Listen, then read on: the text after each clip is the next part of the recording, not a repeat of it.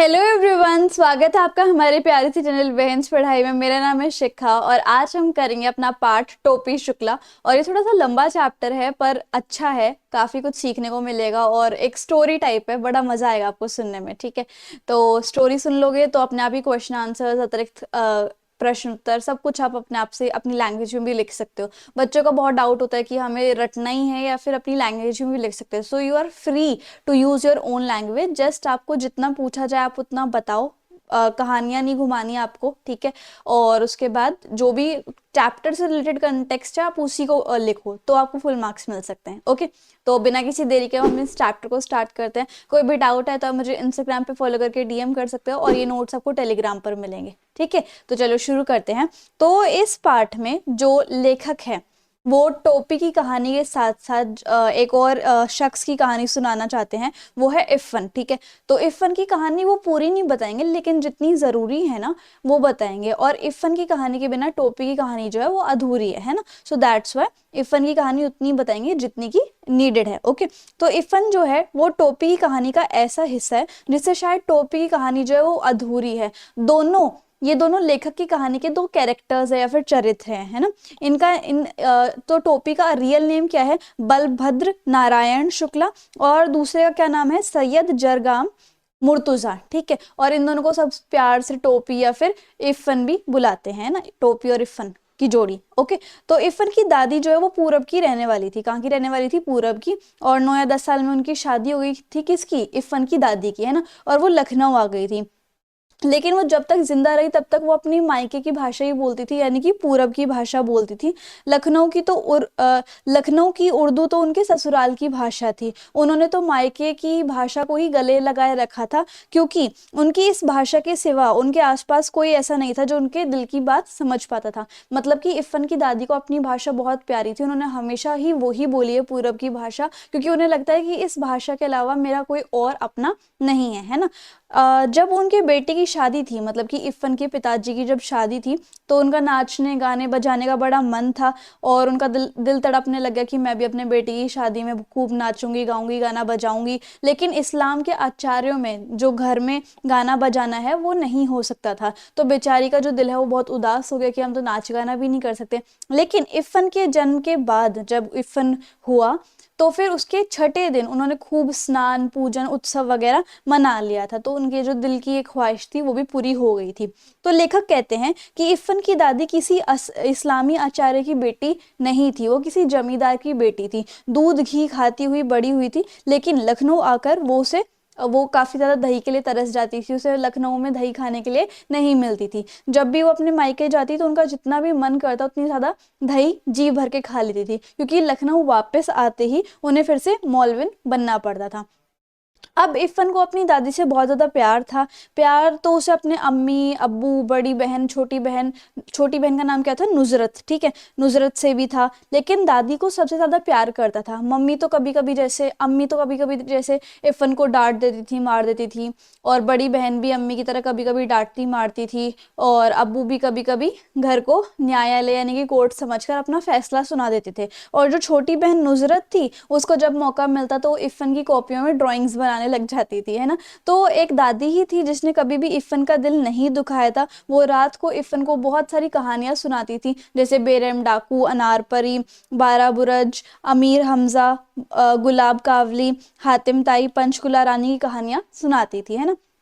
इफ़न की दादी जो है इफ़न की दादी की बोली जो है वो टोपी। अब क्या होता था, टोपी जो है वो इफ़न की दादी से या फिर इफ़न के घर चला जाता था तो इफ़न की दादी के पास बैठता था कुछ देर के लिए। तो इफ़न की दादी की जो बोली थी यानी कि पूरब की जो भाषा वो बोलती थी वो टोपी के दिल में उतर गई थी। उसे भी इफ़न की दादी की बोली बहुत अच्छी लगती थी, है ना। इफ़न की दादी टोपी को अपनी माँ की पार्टी के तरीके से दिखाई देती थी। क्यों? क्योंकि जो टोपी की मम्मी थी ना वो भी पूरब की भाषा ही बोलती थी और इफ़न की जो दादी है वो भी पूरब की भाषा ही बोलती थी, है ना। तो ये बताया हुआ है। टोपी को अपनी दादी बिल्कुल भी पसंद नहीं थी, यानी कि टोपी को बिल्कुल अपनी दादी पसंद नहीं थी, और उसे तो अपनी दादी से बहुत ज़्यादा नफरत भी थी। ओके। और वह पता नहीं कैसी भाषा बोलती थी, मतलब जो उनकी दादी थी टोपी की, वो पता नहीं कैसी भाषा बोलती थी, वो तो भगवान ही जाने। टोपी को अपनी दादी की भाषा और इफ़न के अब्बू के भाषा एक जैसी लगते हैं, मतलब वो दोनों एक जैसे लगते हैं, है ना। लेखक कहते हैं कि टोपी जब भी इफ़न के घर जाता तो उसकी दादी के पास बैठने की कोशिश करता, उनसे बात करने की कोशिश करता, और टोपी को इफ़न की दादी का हर एक शब्द एकदम शक्कर की तरह मीठा लगने लग गया था, है ना। पके हुए आम के रस को सुखाकर बनाई गई मोटी परत की तरह इतना मजेदार सा लगने लग गया था उनका एक एक मुंह से निकला हुआ शब्द, है ना।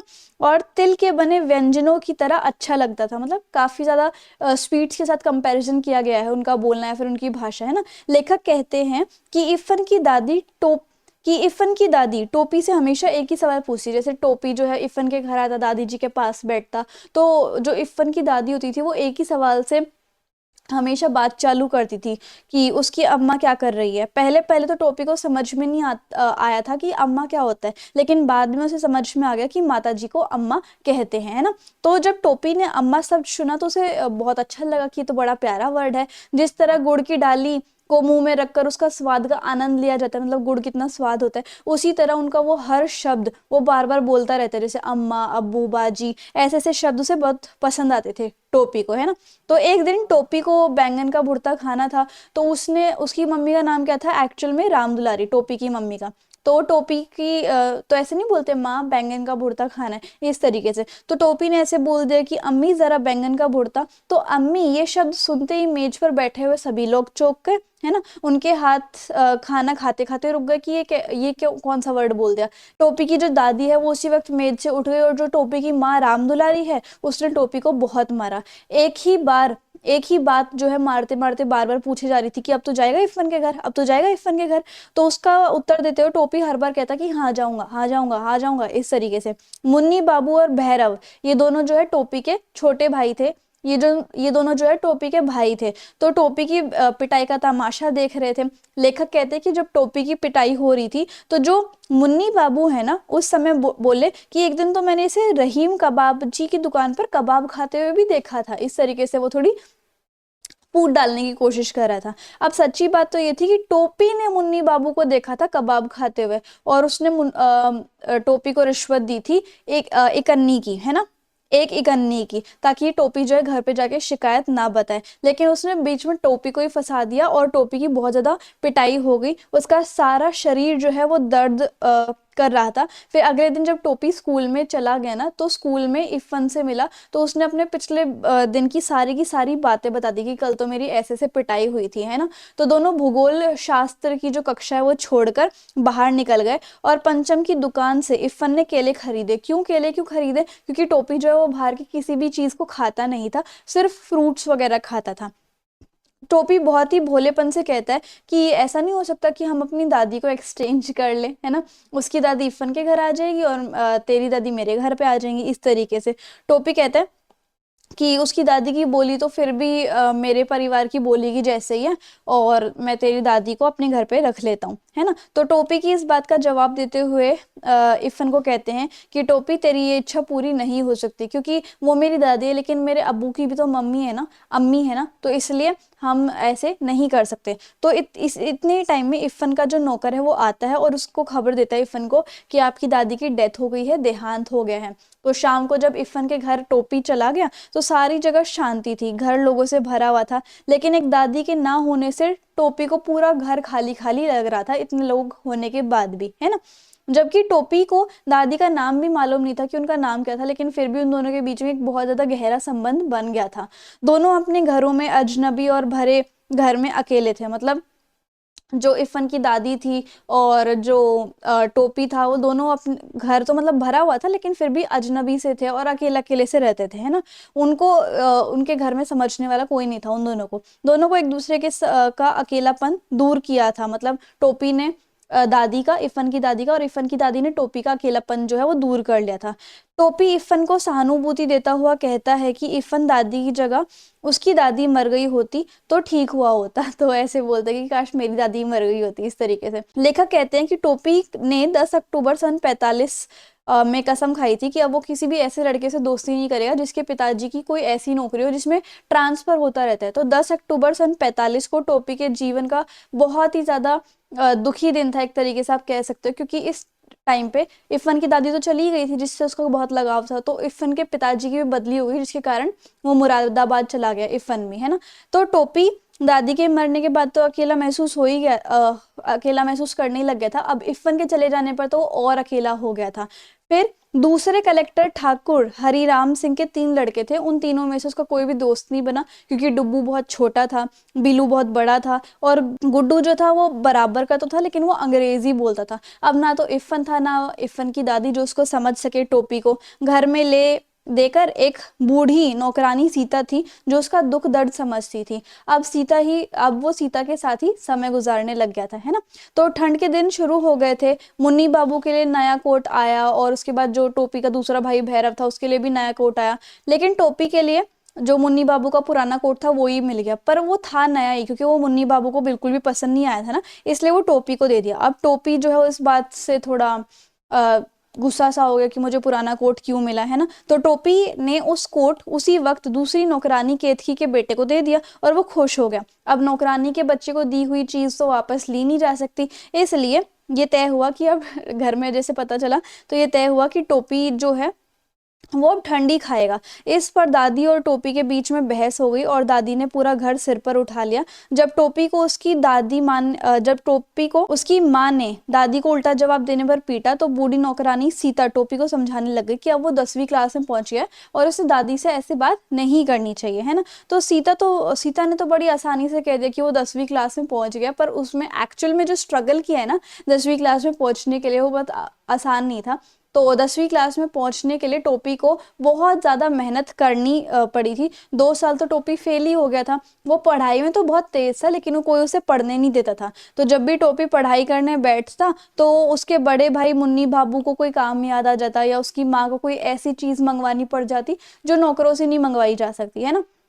अगर ये सारी चीज ना होती तो उसका छोटा भाई भैरव उसकी कॉपियों के पन्नों में ड्राइंग या कॉपियों के पन्ने फाड़कर हवाई जहाज बनाकर उड़ा दिया करता।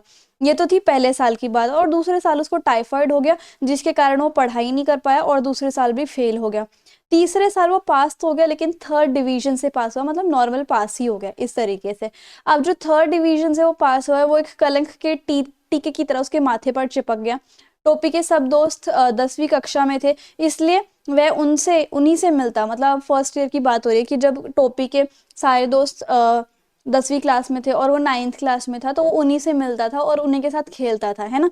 और जो उसके साथ 9th क्लास में पढ़ते थे उनसे टोपी की कभी दोस्ती नहीं हुई। तो जब भी वो क्लास में बैठता तो उसे अजीब सा लगता। टोपी ने किसी ना किसी तरह साल को झेल लिया। फिर अगले साल भी जब वो 9th के बच्चे 10th में चले गए, और उस पहले क्या होता था कि जो 10th के बाद सीधा कॉलेज में जाना होता था, वहीं पे 11th 12th वगैरह होती थी। तो जो 10th के बच्चे थे जो टोपी के दोस्त थे वो तो चले गए कॉलेज में। अब जिनके साथ उसकी बनती नहीं थी जो 9th क्लास में थे वो अब चले गए 10th में, और जो पिछले साल जो 8th में थे वो आ गए 9th में। तो अब उन सभी के बीच में वो बड़ा बुढ़ा बुढ़ा सा लगने लग गया था, है ना। बूढ़ा दिखाई देने लग गया था। तो अब वहीद जो क्लास का सबसे इंटेलिजेंट लड़का था उसने टोपी के साथ पूछा कि वो उन लोगों के साथ क्यों खेलता है ना। उसे तो 8वीं मतलब जो 9th क्लास के इक्के दुक्के जो बच्चे बन गए होंगे उसके दोस्त, तो उनके साथ क्यों खेलता है, वो 8वीं क्लास के बच्चों के साथ क्यों नहीं खेलता, है ना। तो वो बोलता है कि ऐसे ऐसे तो ये भी आगे चले जाएंगे और तुझे हमारे साथ खेलना चाहिए, तुझे उनके साथ नहीं खेलना चाहिए। तो ये बात जो है ना उसके दिल के आर पार हो गई, बहुत बुरी लगी, और उसने कसम खाई कि इस साल चाहे टाइफॉइड हो या फिर टाइफॉइड का बाप, मैं पास होकर ही दिखाऊंगा। लेकिन साल के बीच में चुनाव आ गए। टोपी के पिताजी जो थे डॉक्टर भृगु नारायण, उनको वो चुनाव में खड़े हो गए। अब जिस घर में चुनाव हो तो वहां पर पढ़ाई लिखाई कैसे हो सकती है। वो तो टोपी शुक्ला के जो पिताजी है वो चुनाव हार गए और घर में थोड़ी शांति हुई, और टोपी ने देखा कि उनकी परीक्षा में ज्यादा समय नहीं रहा है, वो पढ़ाई में जुट गया। और जैसा भी वातावरण घर में बना हुआ था ऐसे वातावरण में मुश्किल है कि कोई पढ़ पाए, लेकिन फिर भी टोपी का पास होना बहुत जरूरी था। टोपी के 2 साल एक ही कक्षा में रहने के बाद अब उसका पास होना बहुत इंपॉर्टेंट था, और वो पास हो भी गया। और फिर उसके पास होने पर वो भी 3rd डिवीजन के बाद उसकी दादी बोलती है कि वाह टोपी, को भगवान नजरेबंद से बचाए, बहुत अच्छी रफ्तार पकड़ी, तीसरे साल पास हुआ, वो भी तीसरी श्रेणी में, चलो पास तो हो गया। लेकिन यहाँ पर लेखक कहते हैं कि इतनी सारी मुश्किलों यहाँ पर लेखक कहते हैं कि टोपी ने जितनी मुश्किलों का सामना किया है उसको भी हमें ध्यान में रखना चाहिए। वो 2 साल क्यों फेल हुआ और तीसरे साल थर्ड डिवीजन से पास हुआ, तो वो ऐसा क्यों हुआ। तो ज़रूरी नहीं है कि हर बार आप किसी इंसान के सेंटिमेंट्स को दुखाओ ही दुखाओ, उसके पीछे का रीज़न भी समझना चाहिए हमें, है ना, कि क्या रीज़न है, वो क्यों नहीं कर पाया और किस वजह से वो दुखी था, उसके साथ क्या क्या बीत रही थी, इस तरीके से। तो ये लेखक का इस कहानी में संदेश था। आई होप आपको वीडियो और चैप्टर समझ में आया होगा और मेरे समझाने का तरीका, वीडियो काफ़ी अच्छी लगी होगी। इंस्टाग्राम एंड टेलीग्राम पे ज़रूर फॉलो कर लेना। So if you like the video and the explanation then please do like, share, comment and subscribe the channel. Thank you so much.